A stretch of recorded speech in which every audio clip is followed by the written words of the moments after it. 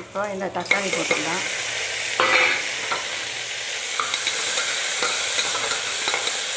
தக்காளி போட்டதுக்கும் தக்காளி வதங்கிடுச்சு. இப்போ இந்த சொரக்காய் இதில் போட்டுக்கலாம்.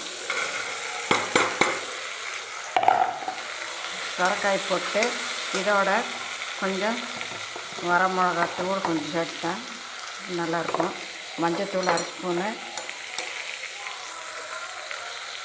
இதையும் போட்டுக்கலாம். இதுக்கு தேவையான உப்பு சேர்த்திக்கலாம்.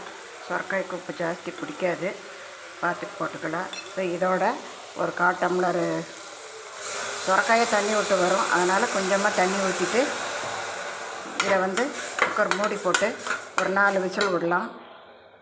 இப்போ இந்த மத்தை வச்சு கடைஞ்சிட்டா சுவையான சட்னி ரெடி. சுவையான